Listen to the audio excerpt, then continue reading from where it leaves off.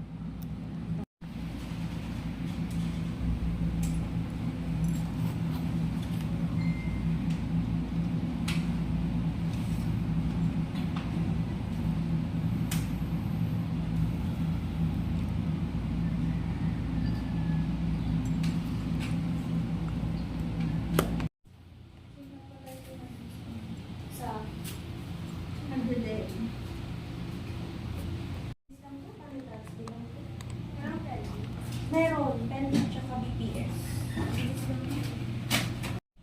Pwede po ako may tissue siya sa CR. Tapos, yun ako picture na color sa Bible. Nakalagay naman ng kung mga cash na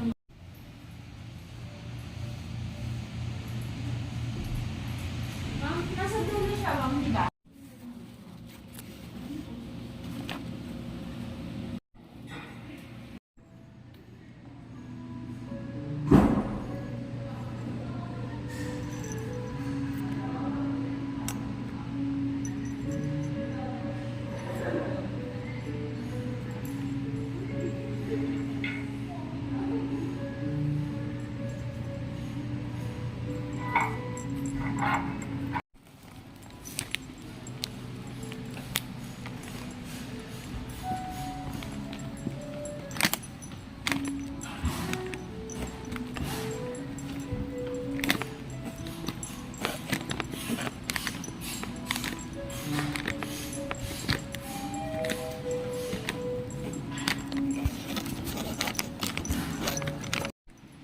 Tapos na ako, guys. Ayan. Tapos na sa akin, diba, picture.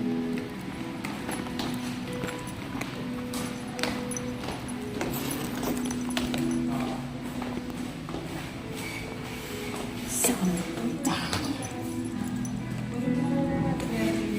Dito natin ako. Nabigaw pa eh.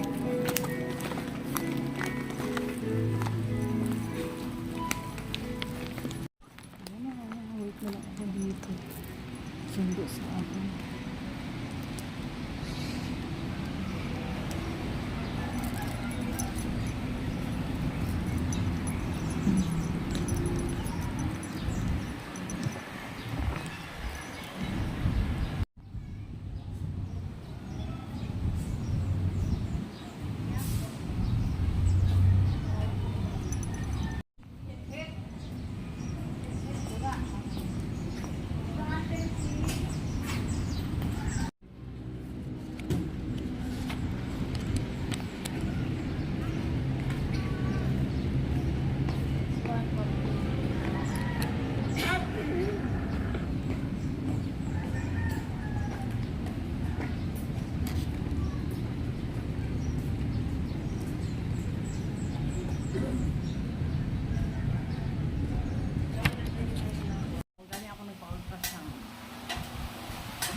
Tapos may kasabayan ako nagpa-ultrasound doon, taga-naik, babae, buntis, 4 months daw.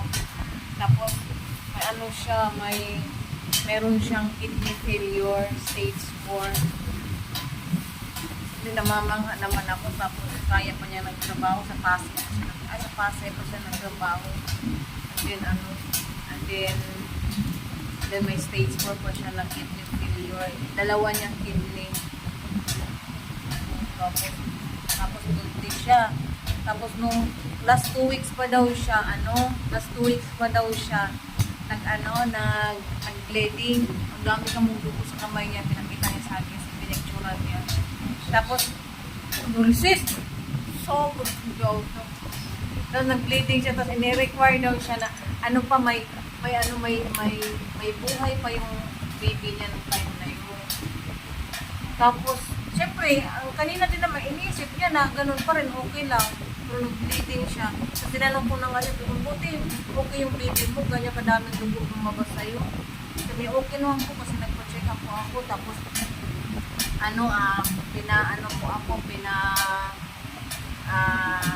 ni-required po ako na pa-ultrasound. Hindi po ako nagpa-ultrasound agad last week. Ngayon pa lang po ako nakapag-ultrasound kasi pera nga daw. Tapos, sunod kasi ako sa kanya nauna siya sa akin din, sunod ako. Tapos, nag-ultrasound siya ko mo. Tapos, nagsasalita yung doktor kasi nga, detected ng doktor na sa secretary kung ano yung nangyari ko sa loob. Tapos, sabi ng doktor, nabibil yung heartbeat. Nakuha mo yung bulan. Nawa ako sa nasa babae. Tapos, kasi parang sa kanya, parang normal lang. Akala niya, okay ko yung anak niya sa loob. Dinadala-dala niya na bukas, patay na pala sa loob.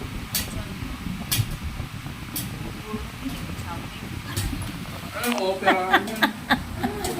Operahan din sa'yo. Nag-chismis ako, tapos busy sila. Busy kaya. Sabi ko, mukhang hindi naman sila nakikinig sa akin. Naganaik siya. Sabi, naisip ko nga, buti hindi siya nalason. Kasi nakakalasan yun ito. Nanay, nakakalasan.